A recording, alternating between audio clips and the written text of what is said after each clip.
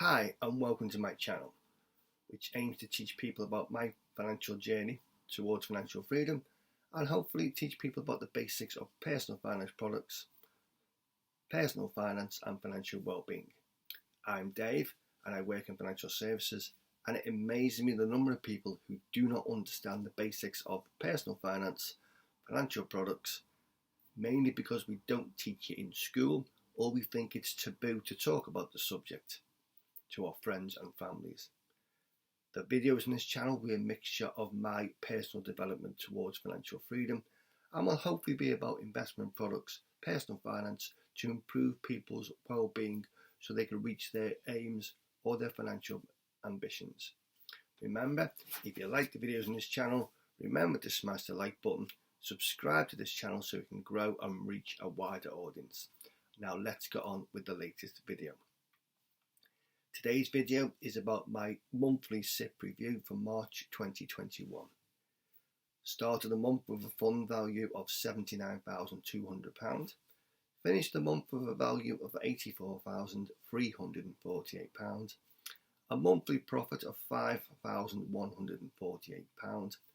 Year-to-date return for the first 3 months, 14.42%. A very good start. The plans for the year were to grow up SIPP by between 8 and 10%, annual dividends of £3,000 and a year-end value of £90,000. So we do have a defined benefit scheme from a previous employer. We do have an auto-enrollment scheme with our current employer. This SIPP portfolio is something I can control and manage myself.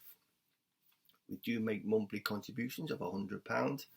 We do receive tax relief from the government of £25, and we did receive during the month of March dividends of £36.78, £18.84 from BP and £17.94 from Shell, both paying quarterly dividends, and the year-to-date dividends £363.93.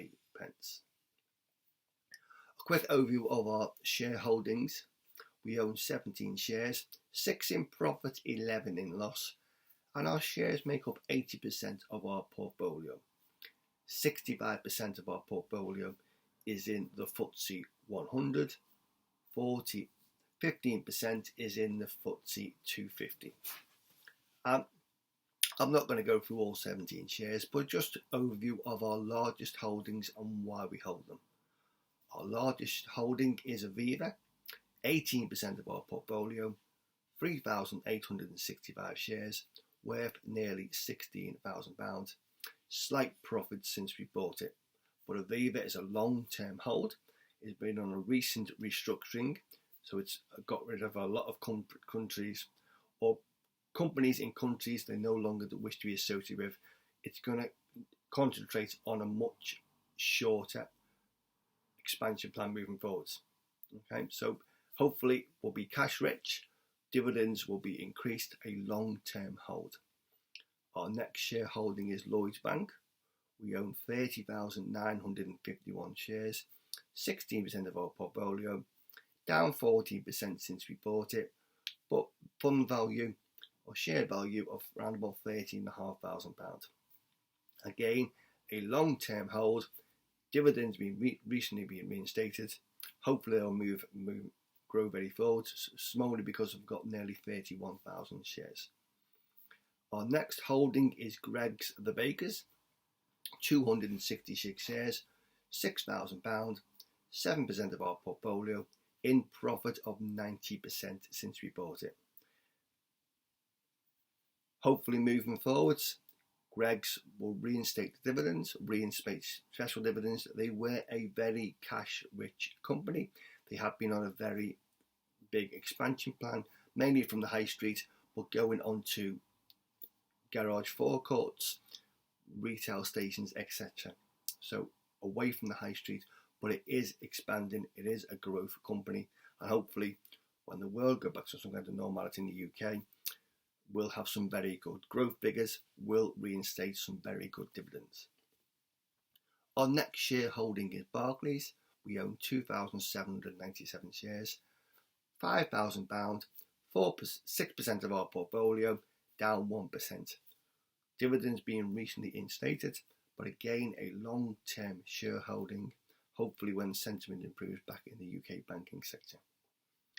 Our next shares is Drax, the power supplier. We own 1,130 shares, £4,700, 5.5% of our portfolio, in profit of 58%.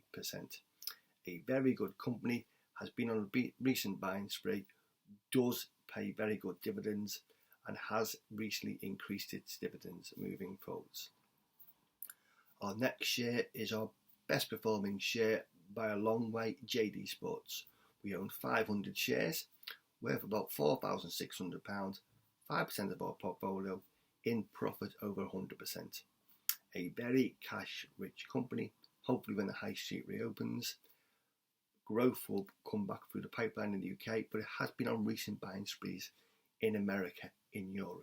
But it does also have a very good high street presence, and it does have a very good online business.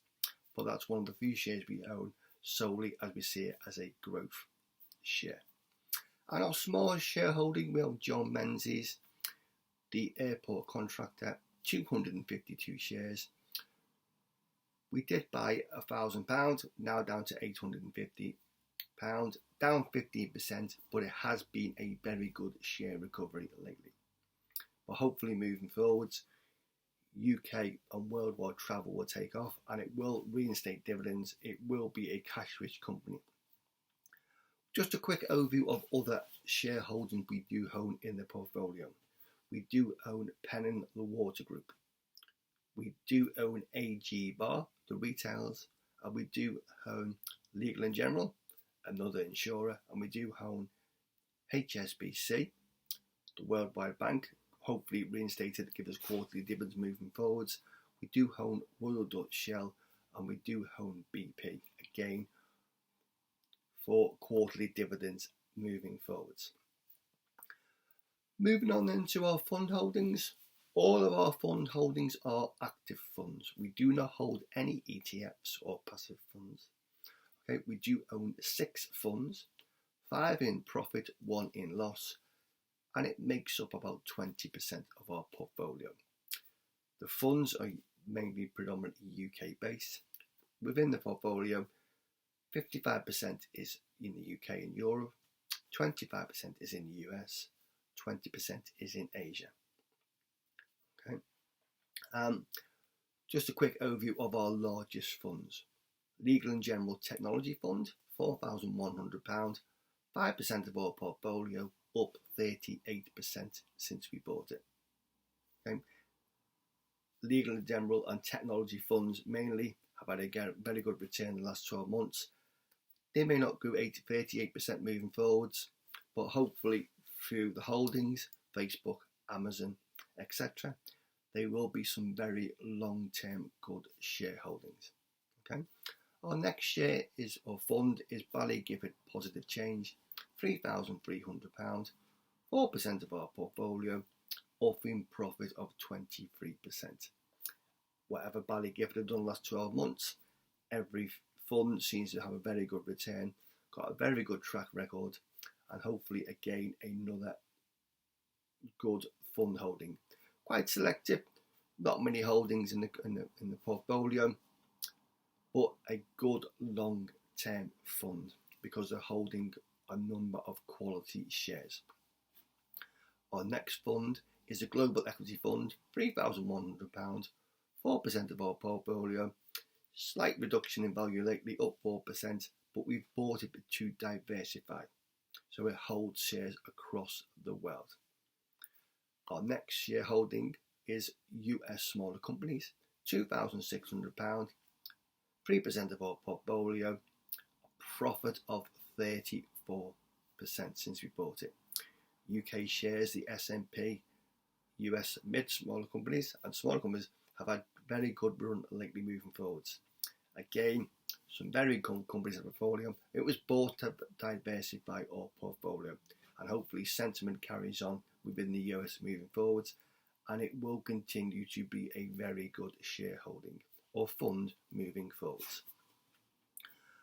Our next fund is the Lindsell Train UK Fund, £2,470, 3% of our portfolio, showing a slight loss of 1%. It was bought because Lindsell Train have a very good track record in the UK. Not in sentiment lately because everyone's going to go to tech or clean energy, but it's been bought because of its track record and the managers running the fund, and hopefully some very good shareholdings moving forward, which will recover when the UK sentiment recovers over the coming months. And finally, our last fund is a UK smaller companies. £1,000 was bond, up 1%, moving forward, makes up 1% of our portfolio nearly. But it was bought as a recovery play. Hopefully the pandemic and COVID in the UK will come back to some kind of normality. Growth will appear, and hopefully there are some good UK smaller companies and we'll take advantage of that moving forward and the incentive. So it's being bought hopefully for growth. As we said, funds we own, 6 funds we own, no passive funds, no ETF, they've all bought for growth. Hopefully based upon the track records, but their funds I can hopefully leave for the next 3 to 5 years will not give me any sleepless nights.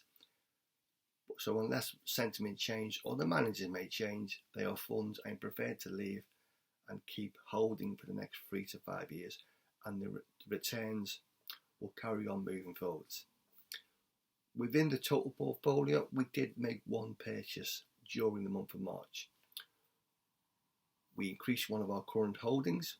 We bought 21 shares in HSBC, mainly because the dividends are being reinstated, and it was an idea to increase one of our smaller shareholdings to give us a portion of larger holding within that shares.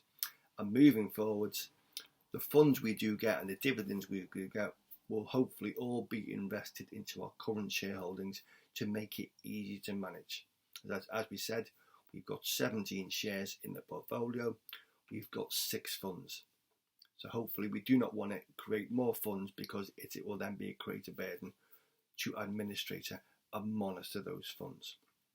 So just a quick recap, £5,148 profit in the month, 14.42% for the first 3 months, exceeding expectations so far.